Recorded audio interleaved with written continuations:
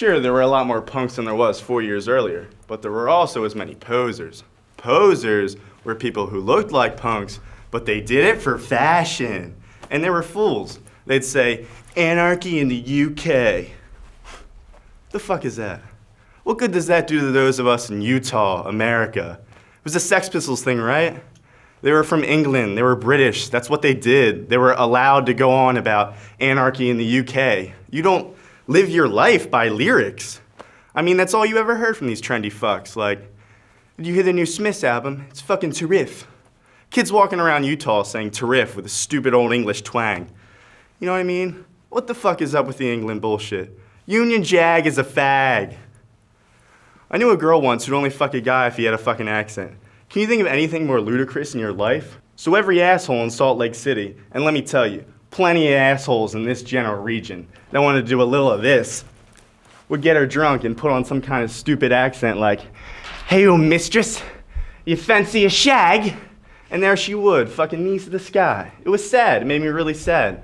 Poor girl had no self-respect. See, to me, England was nothing more than a big fucking American state. You gotta look at me and you gotta say, hey buddy, why are you so mad? And I'll tell you. Because for all the fawning that went over the English bands in the SLC, those English chaps could only say shit about us Americans. All we were to them was a bunch of hicks. Well, you know what? I'm not a fucking hick! I don't wear cowboy boots, I hate the fucking rodeo, horses smell like shit to me, and I don't fuck anyone in my own bloodline. By definition, I'm not a redneck and I ain't a fucking hick. Oh, the sun never sets on the British Empire. Well, the sun never sets on my asshole! Another thing that pissed me off, talking about who started punk rock. Was it the Sex Pistols in England? Was it the Ramones and the Velvet Underground in New York? Was it Sex Pistols? Was it the Ramones? Who cares who started it? It's music. I don't know who started it, and I don't give a fuck. The one thing I do know is that we did it harder. Goddamn, we did it faster. And we definitely did it with more love, baby. Ugh! Can't take that away from us.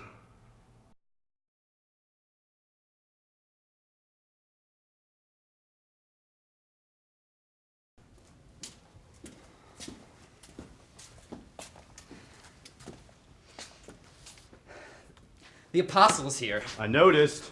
Well, you know who the chick with them was, don't you? Scion, I can imagine. Look, maybe there's more to this than we thought about. The apostle says that there's consequences, and Azrael tells us that we're marked. Maybe we should rethink this whole thing. So close. I was so close. Was so close to slitting that bitch's throat. You know how I felt? Righteous. Justified. Eager even. You're right, man. Your eyes are kind of... My eyes are open. For the first time, I get it. When that little innocent girl let her mission slip, I had an epiphany. See, in the beginning, it was just us and him, angels and God. Then he created the humans. Ours was designed to be a life of servitude and worship and bowing and scraping and adoration. He gave them more than he ever gave us. He gave them a choice. They choose to acknowledge God or choose to ignore him. All this time we've been down here, I've felt the absence of the divine presence. And it's pained me, as I'm sure it must have pained you. And why? Because of the way he made us. Had we been given free will, we could choose to ignore the pain like they do. But no, we're servants. Okay. Look, all I'm saying here is that one of us might need a little nap. Wake up. These humans have besmirched everything he's bestowed upon them. They were given paradise. They threw it away. They were given this planet. They destroyed it. They were favored best among all his endeavors. And some of them don't even believe he exists. And in spite of it all, he has shown them infinite fucking patience at every turn. What about us? I asked you to lay down the sword because I felt sorry for them. What was the result? Our expulsion from paradise. Where was his infinite fucking patience then. It's not right. It's not fair. We've paid our debt.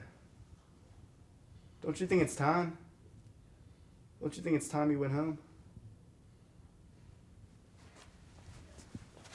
And to do that, I think we may have to dispatch our would-be dispatchers. Wait. Kill them? You're talking about the last Scion, for Christ's sakes. And I mean, what about Jay and Bob? I mean, those guys were all right. Don't let your sympathies get the best of you. They did me once. Scion or not, she's just a human. And by passing through that arch, our sins are forgiven, no harm, no foul.